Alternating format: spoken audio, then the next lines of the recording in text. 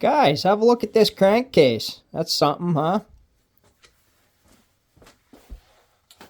Today we're going to continue on with the restoration of the 2000 CR125.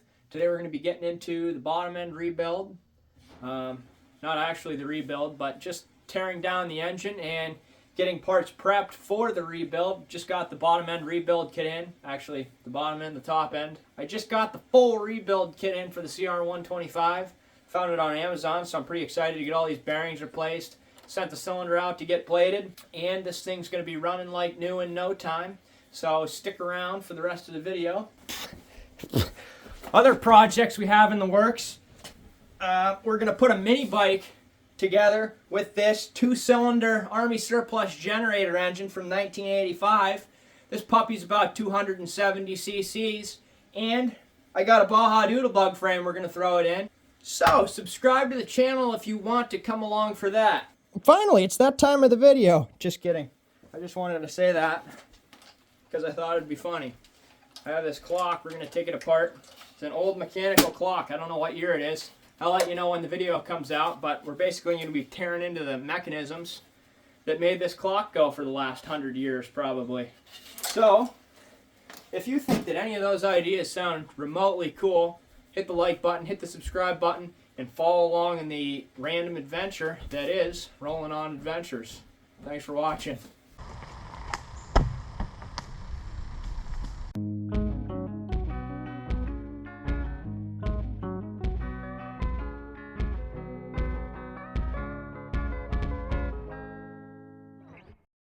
Alright, so there was oil that smelled like gasoline inside this ignition side, which makes me think that there may be a bad crank seal. So we're going to take this ignition off of here and see what's up.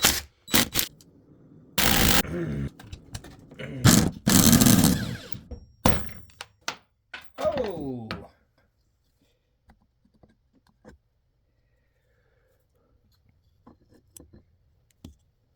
Someone definitely replaced this crank seal already. It says Hot Rods on it, which definitely is not OEM.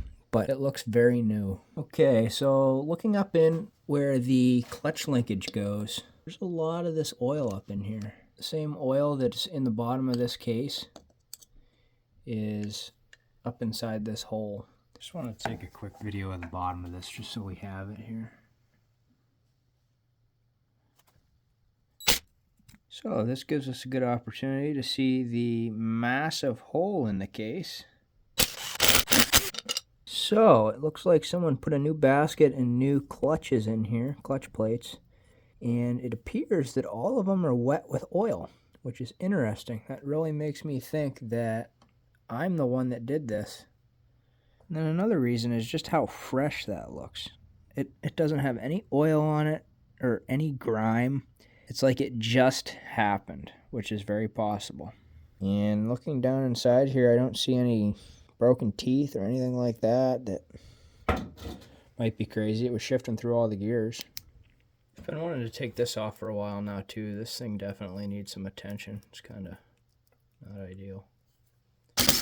Alright, I moved the workstation over to the workbench over here, and then over here it's just going to be parts I take off, I think. There's a lot better lighting over here. Kind of reorganized my tools so I know where everything's at, and I have this rubber mat I can work on. So I'm going to transfer things I take off of here, and as I'm able to clean them, I'm just going to throw them on the table over there. Alright, now we're going to take out the clutch plates.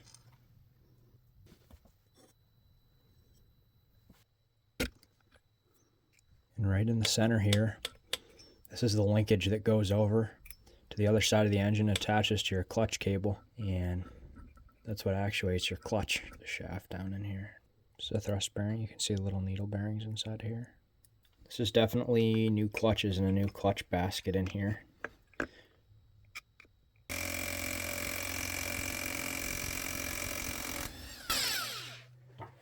Haha, got it.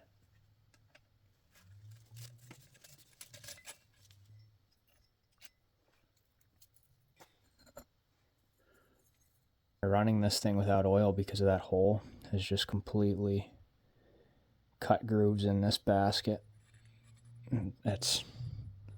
They're deep, deep. you look in the bottom end, it is pretty clean in here. There's not too much material, and if there is, I don't think it's metal. I think it's clutch material. You can see where that hole is on the other side. These gaskets are definitely new, not 30 years old. That seal there is new. Okay, now we're gonna get some more stuff out of the way so I can take this case off and see if we can fix it. This kick lever is pretty wobbly. Hopefully I can get that fixed, and it's just this aluminum piece.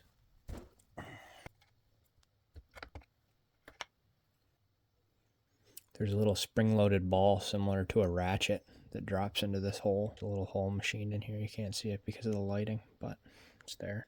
Looks like it's not machined either. It's stamped because it has a lump that comes out right here.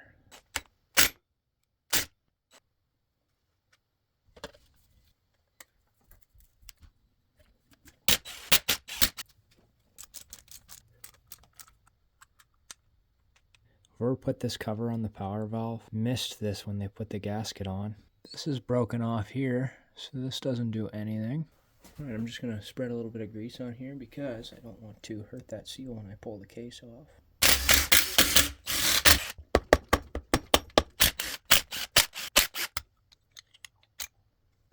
Power valve clip off. Cool. First I thought someone tried to fix this with a grinder. Now I think that something hit this really hard from the inside. And I don't think anyone's ever ground this. I think something hit this really hard from the inside, and that's what happened here. Broke this gasket. And put a nice lip on here for this to leak.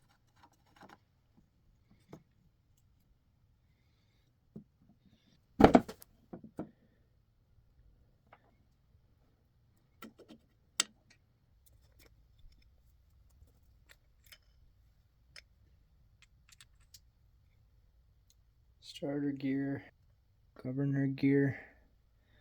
I think that this is supposed to have 4 balls. Sure seems like it based on the way that this is machined, but maybe it only had 2.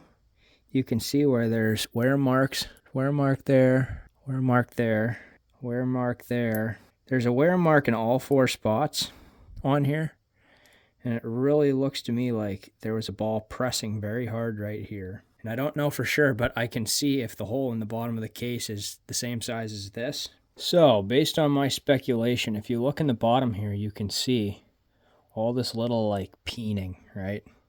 And this is where the clutch basket sits right here. And right here is where that governor is.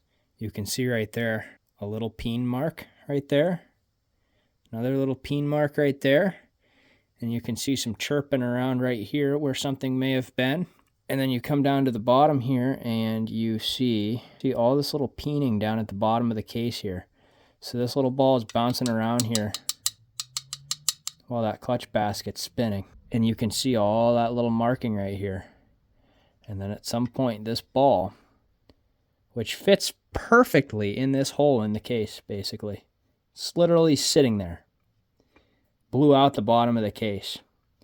And I think that because when you look on the bottom side, you can see how it's chipped out. Like it didn't break from the outside in, it broke from the inside out. And so that's why I think we lost one of these out of here. And I don't know if we lost one or more out of here. Probably just one, I would think, because there's no way that 2 would go out the same hole. So that makes me wonder if the other one came up over this gear and went into the transmission, but I'm going to shake this engine around and see if I can find it. I looked under all of this with a flashlight and I don't see anything. And so I brought this clutch basket back over here, and there's the gear on the back of clutch baskets. You see that this gear, the point of closest contact between the bottom of this case and this spinning clutch basket is right here. If you look at some of these teeth on this gear, like this gear right here is mashed in, and you start working your way around the edge here, you start to see signs of this gear interfering with some other metal pieces where this, I guess, could have been damaged during assembly, but probably was coming into contact with that ball in the bottom of the case. There's a pretty good example of some wear right there. Just not even wear, just random inconsistent chips and teeth, which leads me to believe that this was interfering. I'm going to rattle this around and see if I can hear anything rolling around in the tranny side of this, And then I'm going to take this plug out of the bottom and see if anything comes out in the oil, or if there's anything down in the bottom here. Something rattling around in the bottom of this, and we're going to find it. Wow, is that ever tight?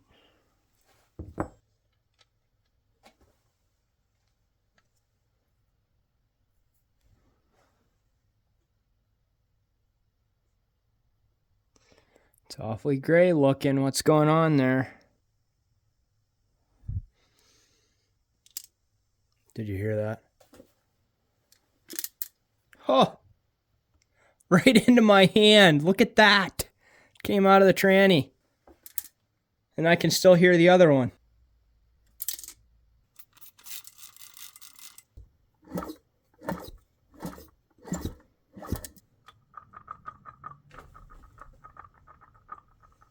I don't know what I'm supposed to be hearing in there. I don't think that's normal. Don't know for sure, but I doubt it.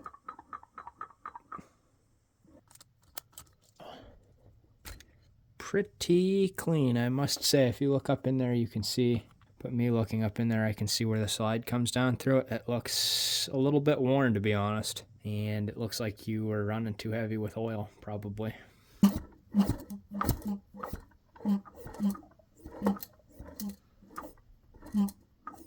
I found the last ball. Right there it is, and it turns out it's too big to come out this hole. Alright, now we're going to pop the head off here. So, I would say whoever put this head on probably torqued it, or they at least knew enough not to put it on here too tight.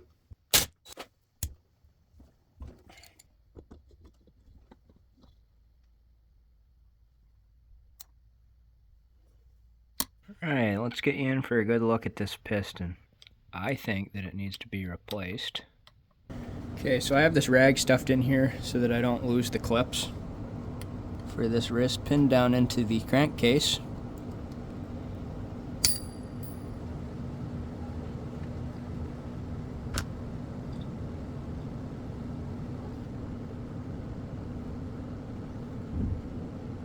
Connecting rod's beautiful. Just got to make sure that ID is right.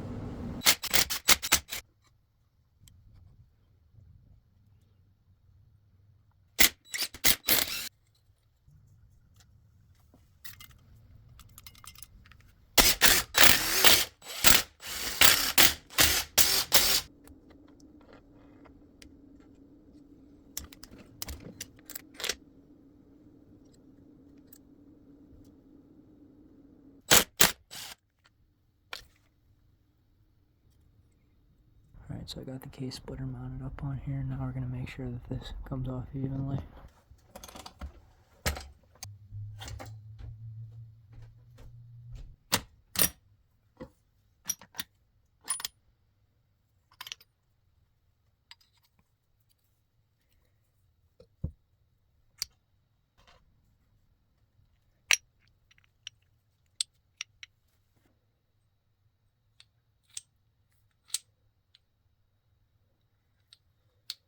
Putting this piece of all thread into a bike tube. So that's how you can do that, I guess. Been labeling everything as it comes out, so I know exactly where it goes. Alright, this bushing slid out of here. Alright, you can see that play in there. So if your crank does this, it shouldn't.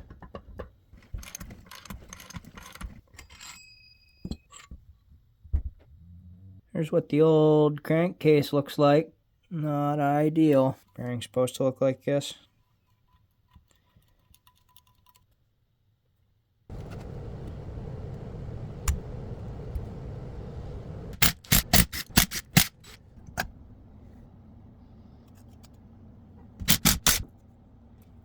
Okay, you can see the power valve in there. And that's supposed to come out in two pieces. So I have this interesting situation. This is my power valve that came out of the side right in here. And the part that goes through the two power valve flaps sheared off the end of this and is still stuck in the center. So you can see that piece sticking out there. That was supposed to come out as a whole piece with my power valve shaft. So these two flaps are stuck together and I can't get them out of the exhaust port. So I'm shimmying around trying to get those out now.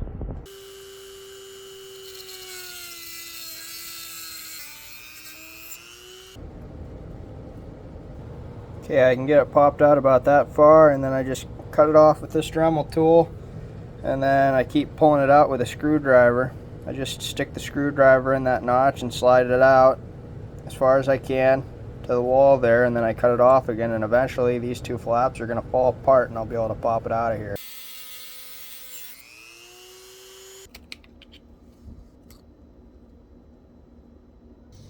I got it!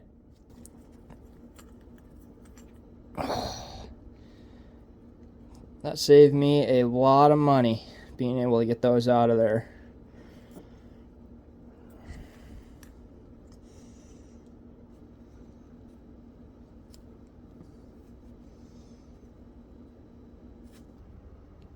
We're going to take these studs out of here. So you can see that two of these are raised slightly and the rest are down below the surface of the cylinder here. If you look at the head, you can see that two of these are recessed. And I assume that the reason that they did that is to lock the orientation of this along with these pins. Don't know for sure though.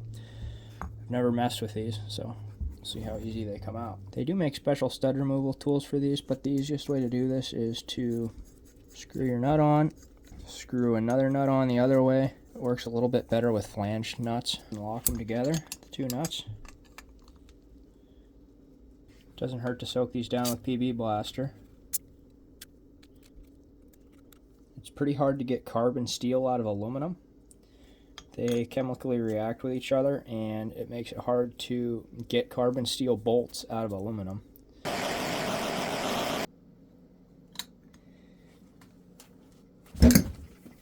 Oh.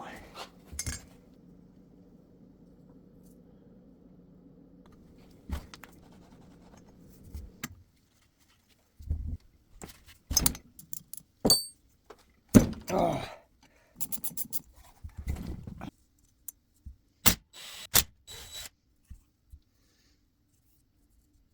Alright, so there's the cylinder completely stripped down, ready to be replated.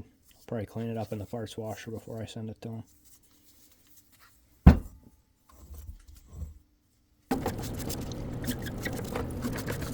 Just measuring 53.97, you see right there. So I'm within the service tolerance on the top, and then I also checked the bottom.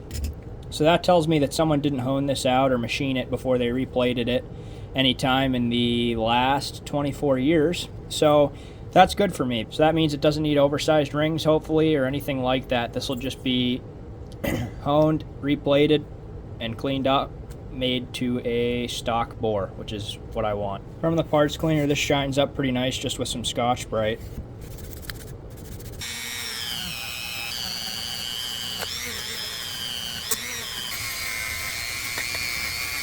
Guys, if you liked that video, do me a huge favor and hit the thumbs up button. Here's the piston. And also, if you're interested in seeing all this go back together, which is pretty intimidating for me, probably less intimidating for you, from your couch, then subscribe to the channel. I'd be glad to have you. Glad to hear from you in the comments. And until next time, guys, take care. Have a good one.